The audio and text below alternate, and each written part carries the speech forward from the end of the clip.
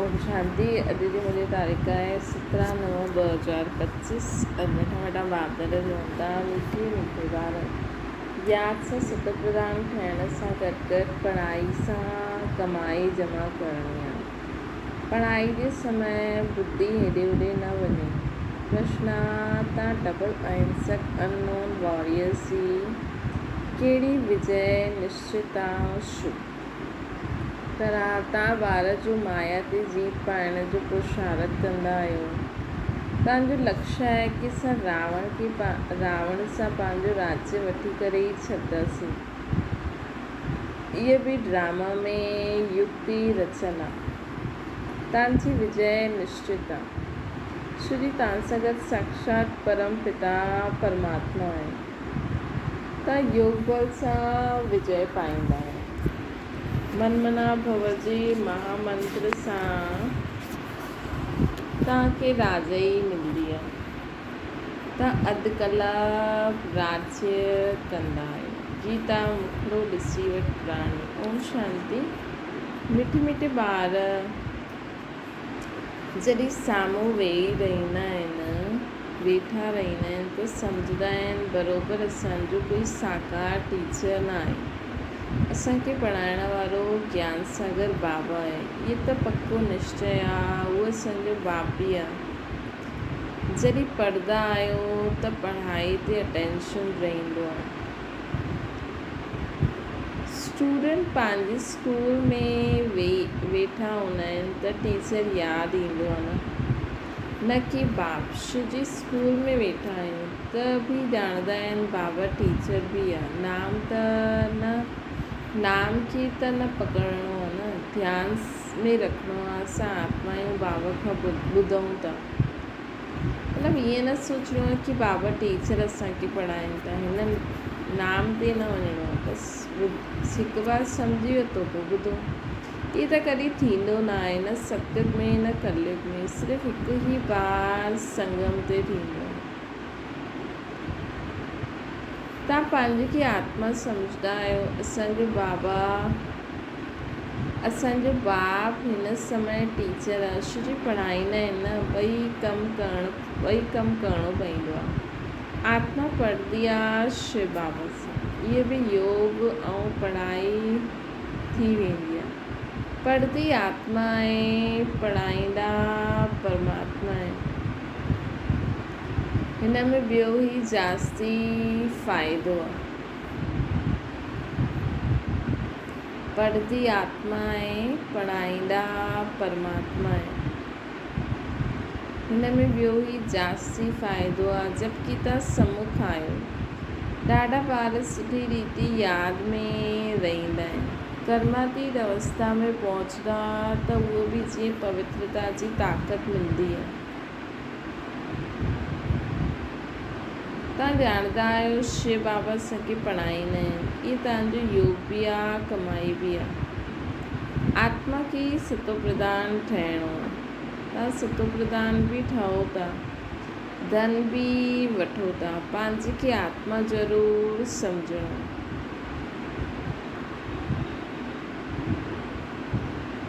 बुद्धि भॼणी हेॾे होॾे भॼणी न खपे। हिते वेठा आहियूं त बुद्धि में इहो रहे कि असांखे शिव बाबा पढ़ाइण जे लाइ टीचर रूप में आया कि आया। उहे ई नॉलेजफुल असांखे पढ़ाइनि था। बाबा खे यादि करिणो आहे। सुदर्शन चक्रधारी बि असां आहियूं। लाइट हाउस बि असां आहियूं। हिकु अख में शांतीधाम, हिकु अख में जीवन मुक्तिधाम। इन अखियुनि जी ॻाल्हि न आहे। आत्मा जो टियों नेत्र, आत्मा खे टियों नेत्र चइबो आहे न। आत्मा जो टियों नेत्र चइबो आहे। हाणे आत्मायूं ॿुधनि थियूं। जॾहिं शरीर छॾंदियूं त आत्मा में इहे संस्कार न हूंदा। हाणे तव्हां बाप सां योग लॻाईंदा आहियो। सतयुग खां वठी करे तव्हां वियोगी हुयो, अर्थात बाप सां योग न हुयो। हाणे तव्हां योगी ठहींदा आहियो बाबा जी समान।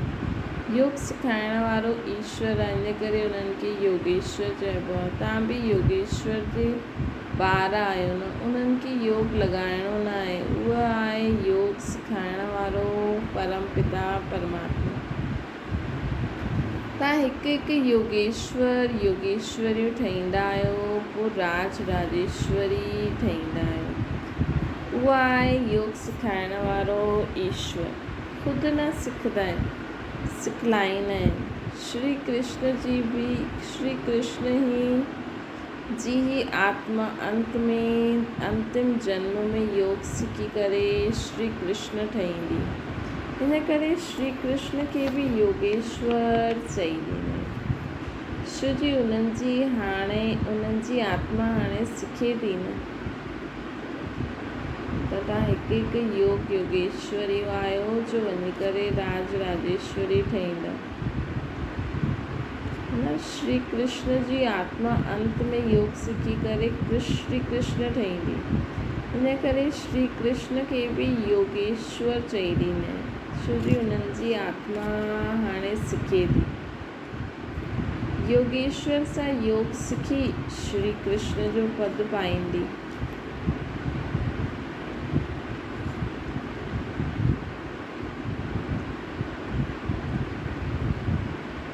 इन जो नाम पोइ बाप ब्रह्मा रखियो अथई। पहिरियों त लौकिक नाम हुयो, पोइ मर्जीवा ठहिया। आत्मा खे ई बाप जो ठहिणो आहे न, बाप जे ठहियो त मरी वियो। तव्हां बि बाप द्वारा योग सिखंदा आहियो। इन संस्कारनि सां ई तव्हां वेंदव शांति ॾांहुं। पोइ नयो पाठ प्रारब्ध जो इमर्ज थींदो। हुते इहे ॻाल्हियूं यादि न रहंदियूं। इहे हाणे बाबा सम्झाईंदा आहिनि। हाणे पाठ पूरो थींदो आहे, पोइ नए सिर शुरू थींदो। जीअं बाप खे संकल्प थियो कि मां वञा, त बाबा चईंदा आहिनि मां ईंदो आहियां ऐं मुंहिंजी वाणी हलाइण शुरू थी वेंदी आहे। हुते त शांति में आहियूं न, पोइ ड्रामा अनुसार उन्हनि जो पाठ शुरू थींदो।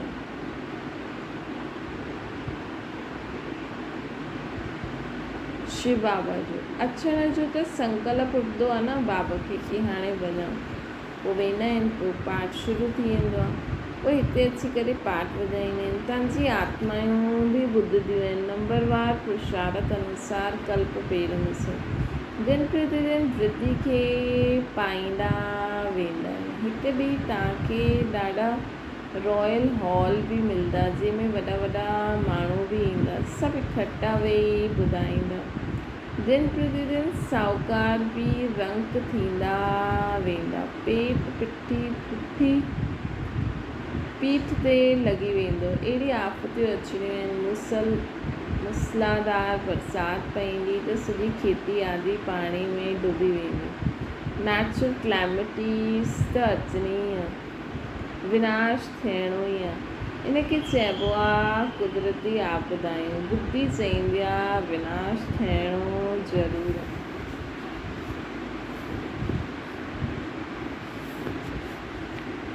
बुद्धि चईंदी आहे विनाश थियणो ज़रूरु आहे। हुन तरफ़ जे लाइ बॉम्ब्स बि तयारु आहिनि।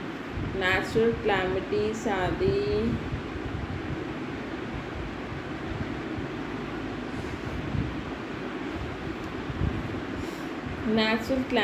आदि पोइ बि हितां जे लाइ आहे। उन में ॾाढी हिमत खपे। अंगत जो बि मिसाल आहे न, हुनखे कोई हिलाए न सघे। इहा अवस्था पकी करणी आहे कि मां आत्मा आहियां, शरीर जो भान ॿुधो वञे। सत्युग में त सभु ऑटोमेटिकली समय पूरो थी वेंदो आहे, त साक्षात्कार थींदो आहे। हाणे असांखे शरीर छॾे वञी ॿार ठहिणो आहे। हिकु शरीर छॾे वञो, ॿिए में प्रवेश कंदा आहिनि। सजायूं आदि त हिते कुझु आहे न। दिन प्रतिदिन तव्हां नज़दीक ईंदा वेंदव। बाप चईंदा आहिनि मुंहिंजे में जो पाठ भरियलु आहे उहो खुलंदो वेंदो। ॿारनि खे ॿुधाईंदा रहंदा आहिनि। पोइ बाबा जो पाठ पूरो थींदो त ॿियो बि तव्हांजो बि पाठ पूरो थी वेंदो। पोइ तव्हांजो सत्युग जो पाठ शुरू थींदो। हाणे तव्हांखे पंहिंजो राज्य वठिणो आहे। इहे ड्रामो वॾो आहे, त बाबा खे चवनि था कि तव्हांजो बि पाठ पोइ सत्युग जो शुरू थींदो। हाणे तव्हांखे पंहिंजो राज्य वठिणो आहे। इहे ड्रामा ॾाढो युक्ति सां ठहियलु आहे। तव्हां माया ते जीत पाईंदा आहियो न, इन में बि टाइम लॻंदो आहे। उहो माण्हू त हिकु तरफ़ सम्झंदा आहिनि कि असां स्वर्ग में वेठा आहियूं, हीउ सुखधाम ठही वियो आहे। ॿियो तरफ़ पोइ गीत में बि भारत जी हालत ॿुधाईंदा आहिनि। हिकु तरफ़ चईंदा आहिनि कि असांजो भारत सुखधाम ठही वियो, ॿियो चईंदा आहिनि भारत जी गीत में हालत ॿुधाईंदा आहिनि। जेको गीत हुयो मुखड़ो ॾिसी वठि राणी, हुन में अॻियां ॿुधायो हुन। तव्हां ॼाणंदा आहियो इहे त ॿियो ई तमो प्रधान थी वियो आहे। ड्रामा अनुसार सतो प्रधान बि ज़रूरु जोर सां थींदो वेंदो। ड्रामा अनुसार तमो प्रधान बि जोर सां थींदो वेंदो। तव्हां सभु सतो प्रधान ठहो था, हाणे नज़दीक ईंदा वेंदा आहियो। आख़िरी विजय त तव्हांजी थियणी आहे। हाहाकार खां पोइ जय जयकार थींदी। घी जी नदियुनि खां घी जी नदियूं पईंदी। हुते घी आदि ख़रीद करिणो न पईंदो। सभिनि वटि पंहिंजी गायूं फर्स्ट क्लास हूंदियूं। तव्हां केतिरा उच ठाहींदा आहियो। तव्हां ॼाणंदा आहियो वर्ल्ड जी हिस्ट्री जोग्राफी पोइ रिपीट थींदी। बाबा अची करे वर्ल्ड जी हिस्ट्री जोग्राफी रिपीट कंदा आहिनि। हिन करे बाबा चयो आहे इहे बि लिखो वर्ल्ड जी हिस्ट्री जोग्राफी कीअं रिपीट थींदी आहे, अची करे सम्झो। जो सेंसिबल हूंदा उहे चईंदा हाणे आयरन एज आहे त ज़रूरु गोल्डन एज रिपीट थींदी। कोई त चईंदा सृष्टि जो चक्कर लाखों वर्ष आहे, हाणे कीअं रिपीट थींदी। हिते सूर्यवंशी चंद्रवंशी जी हिस्ट्री त आहे न, अंत ताईं इहे चक्कर कीअं रिपीट थींदो आहे इहे बि तव्हां ॼाणंदा न आहियो। इहे बि ॼाणंदा न आहिनि कि इन्हनि पोइ राज्य कीअं पायो। हीउ कल खां पोइ सत्य थींदो, पर हिननि राज्य कीअं पायो। राम राज्य खे ॼाणंदा ई न आहिनि। हाणे तव्हां सां गॾु बाप आहे न,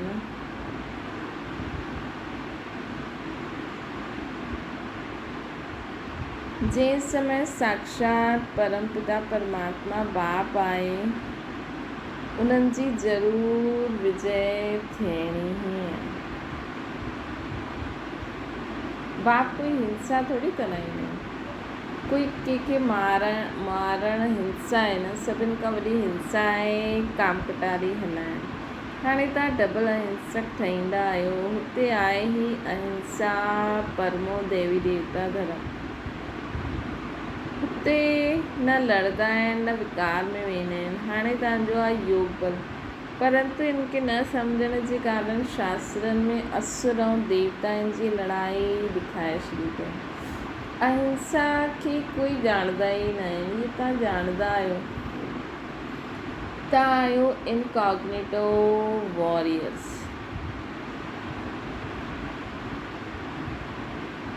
unknown but very well known. तव्हांखे कोई वॉरियर्स सम्झंदा आहिनि। तव्हांजे द्वारा सभिनि खे मनमना भव जो पैगाम मिलंदो आहे न। असां आहियूं unknown but very well non, incognito warriors आहियूं।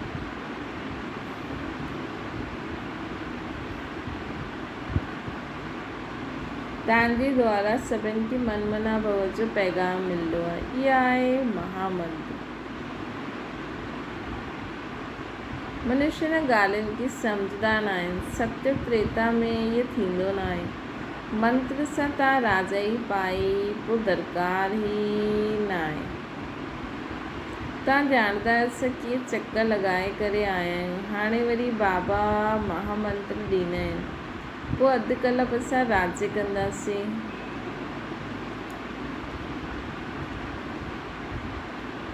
हाणे तव्हांखे दैवी गुण धारण करणा आहिनि, कराइणा आहिनि। बाबा राय ॾींदा आहिनि पंहिंजो चार्ट रखण में ॾाढो मज़ो ईंदो। रजिस्टर में गुड बेटर बेस्ट थींदा आहिनि। ख़ुदि बि फील कंदा आहिनि। कोई सुठो पढ़ंदा आहिनि, कोई अटेंशन न रहंदो आहे। कोई जो अटेंशन न रहंदो आहे त फेल थी वेंदो आहे। इहे पोइ आहे बेहद जी पढ़ाई।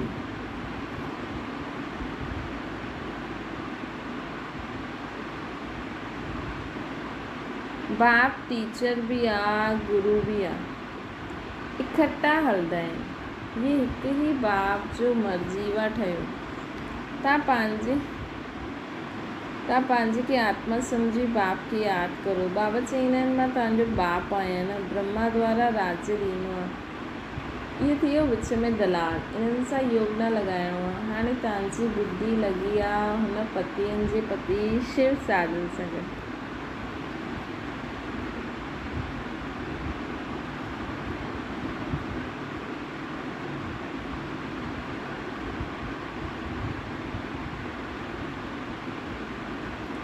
है न, इन्हनि द्वारा उहो तव्हांखे पंहिंजो ठाहींदा आहिनि। चवंदा आहिनि पंहिंजे खे आत्मा सम्झी मूंखे यादि करो। असां आत्माउनि जो पाठ पूरो कयो। हाणे बाबा वटि वञिणो आहे घर। हाणे त सॼी सृष्टि तमो प्रधान आहे, 5 तत्व बि तमो प्रधान आहिनि। हिते सभु कुझु नयो हूंदो। हिते त ॾिसो हीरे जवाहरात आदि कुझु बि न आहिनि। सतयुग में पोइ किथां ईंदा। खानियूं जो हाणे ख़ाली थी वियूं आहिनि, उहे सभु वरी खां भरतू थी वेंदियूं। खानियुनि सां खोदे करे कढंदासीं। वीचार करो सभु चीजूं हूंदियूं। लाइट आदि बि नेचुरल रहंदी। साइंस सां हुते सिखंदा रहंदा आहिनि। हुते इहा कमु ईंदी आहे। हेलीकॉप्टर खड़ा हूंदा आहिनि, बटन दबायो इहा हलियो, कोई तकलीफ़ न आहे।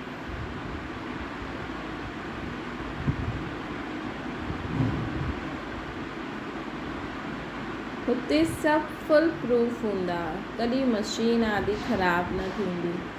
घर में वेठे सेकेंड में स्कूल में व घुमण फिरण पहुची वेंदासीं। प्रजा जे लाइ पोइ उन्हनि सां कमु हूंदा।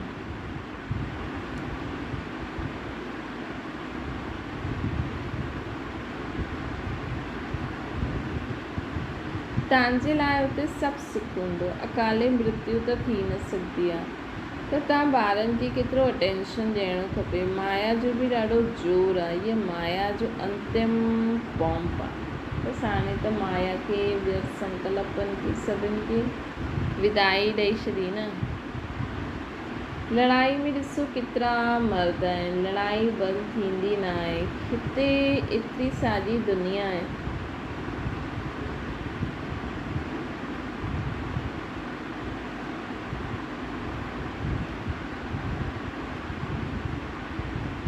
काथे सिर्फ़ु हिकु ई स्वर्ग।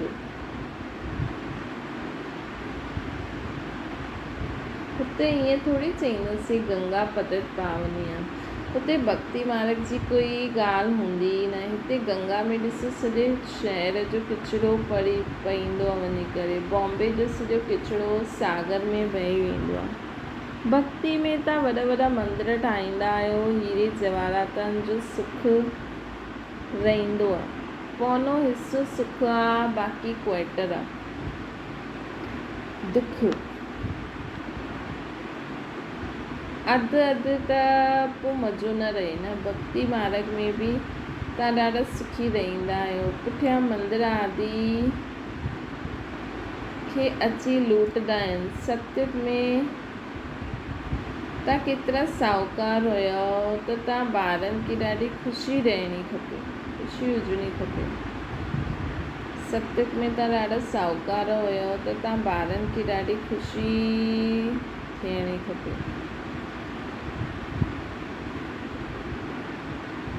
एम ऑब्जेक्ट त साम्हूं बीठो आहे न।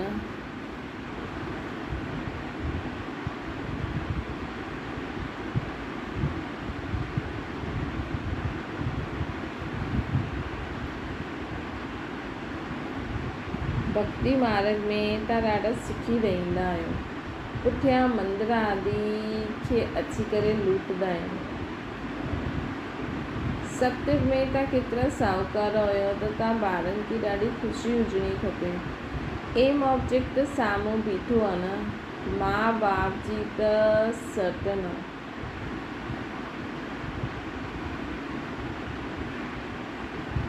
भक्ति मार्ग में बि तव्हां ॾाढा सुखी रहंदा आहियो। पहिरियों ॻायल बि आहे न, ख़ुशी जहिड़ी खुराक न आहे। योग सां आयु वधंदी आहे। हाणे आत्मा खे स्व जो दर्शन थियो कि असां 84 जा चकर लॻाईंदा आहियूं, एतिरो पार्ट वॼाईंदा आहियूं। सभु आत्मायूं एक्टर्स हेठि अची वेंदा त बाबा सभिनि खे मथे वठी वेंदा। अञा रहियल हूंदियूं तॾहिं त अञा मथे नथा वञो। पोइ थींदी शिव जी बारात, सिर्फ़ु लास्ट आत्मा हेठि ईंदी त बाबा सभिनि खे मथे वठी वेंदा। पोइ थींदी शिव जी बारात। इहे सभु तव्हां ॼाणंदा आहियो नंबरवार पुरुषार्थ अनुसार। जेतिरो तव्हां यादि में रहंदा ओतिरो ख़ुशी में रहंदा, दिन प्रतिदिन फील कंदा रहंदा। श्री सिखाइण वारो त उहो बाबा आहे न, इहे बि सिखाईंदा रहंदा आहिनि ब्रह्मा बाबा। इन्हनि खे ब्रह्मा बाबा खे पुछण जी दरकार न रहंदी आहे। पुछंदा त तव्हां आहियो न, इहे त ॿुधंदा ई आहिनि। बाप रिस्पॉन्ड ॾींदा आहिनि ऐं इहे बि ॿुधंदा आहिनि। इन्हनि जी एक्टिविटी केतिरी वंडरफुल आहे। इहे बि यादि में रहंदा आहिनि, पोइ ॿारनि खे वर्णन करे ॿुधाईंदा आहिनि। ब्रह्मा बाबा बि यादि में रहंदा आहिनि, पोइ ॿारनि खे वर्णन करे ॿुधाईंदा आहिनि। बाबा असांखे सेखारींदा आहिनि, मां उन्हनि खे रथ ॾींदो आहे न, सवारी कंदा आहिनि त छो न सिखलाईंदा।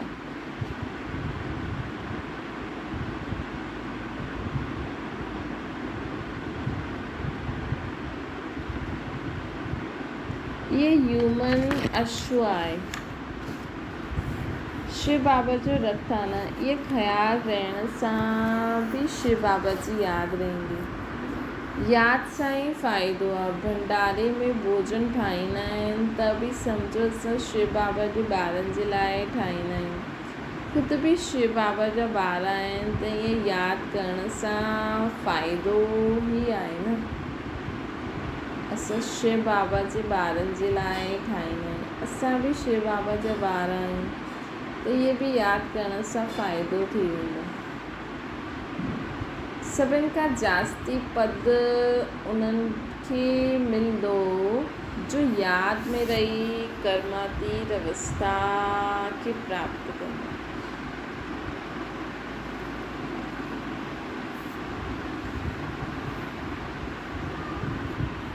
ऐं सर्विस बि कंदा। इहे बाबा बि ॾाढी सर्विस कंदा आहिनि। इन्हनि जी बेहद जी सर्विस, तव्हां हद जी सर्विस कंदा आहियो।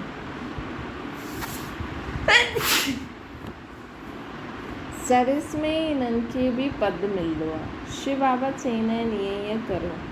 इन्हनि खे बि राय ॾींदा आहिनि। तूफ़ान त ॿारनि खे ईंदा, सवाइ यादि जी कर्मेंद्रियूं वश करणु मुश्किल आहे। सिवाइ यादि जे कर्मेंद्रियूं वश करणु मुश्किल आहे। यादि सां ई बेड़ो पार थियणो आहे। इहे शिव बाबा चवंदा आहिनि या ब्रह्मा बाबा। इहे सम्झण बि मुश्किल आहे, है न। साकार मुरली में कॾहिं शिव बाबा ॻाल्हाईंदा आहिनि, कॾहिं ब्रह्मा बाबा। इनखे सम्झण जे लाइ ॾाढी महीन बुद्धि खपे, है न। हाणे त ब्रह्मा बाबा बि मास्टर गॉड आहिनि न, नेक्स्ट टू शिव बाबा। शिव बाबा जी सभु गुण शक्तियूं नॉलेज ब्रह्मा बाबा में आहिनि। चइण में त शिव बाबा ई वॾा थींदा, पर त बि माता पिता आहिनि त असांजे लाइ त कोई बि चए भई सेम आहिनि, है न। चइण में शिव बाबा आहे लेकिन माता पिता आहिनि त असां हिन में बुद्धि छो लॻायूं। मुरली में जो आयो सम्झो शिव बाबा ई चई। शिव बाबा चईंदा आहिनि न, ब्रह्मा बाबा सां कॾहिं भूल हाणे त न थींदी। अगरि पहिरियों कुझु चई बि छॾियईं त शिव बाबा रिस्पॉन्सिबल। अच्छा, मीठी मीठी सिकी लॾे ॿारनि प्रति माता पिता बाप दादा जो यादि प्यार ऐं गुड मॉर्निंग। रूहानी बाप जी सभिनि रूहानी ॿारनि खे नमस्ते। असांजी बि रूहानी माता पिता बाप दादा खे यादि प्यार गुड मॉर्निंग ऐं नमस्ते। धारणा जे लाइ मुख्य सार हिन समय पूरो मर्जीवा ठहिणो आहे, पढ़ाई सुठी रीति पढ़णी आहे, पंहिंजो चार्ट व रजिस्टर रखणो आहे। हिन समय पूरो मर्जीवा ठहिणो आहे, पढ़ाई सुठी रीति पढ़णी आहे, पंहिंजो चार्ट व रजिस्टर रखणो आहे, यादि में रही पंहिंजी कर्मातीत अवस्था ठाहिणी आहे।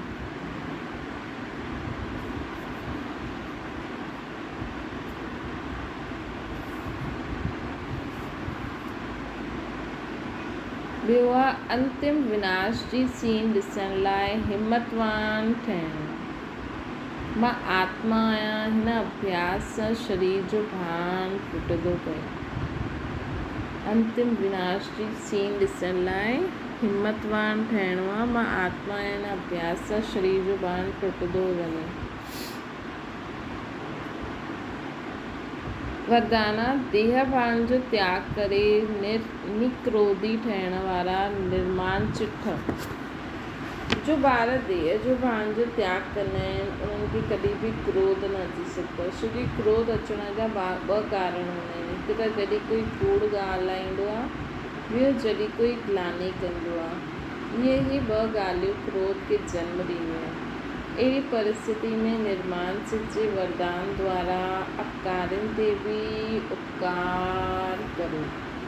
गाली ॾियण वारे खे बि गले लॻायो, त ईअं गले न लॻाइजो। निंदा करण वारे खे सचो मित्र बणो, तॾहिं चईंदासीं कमाल। जॾहिं अहिड़ो परिवर्तन ॾेखारियो तॾहिं विश्व जे अॻियां प्रसिद्ध थींदो।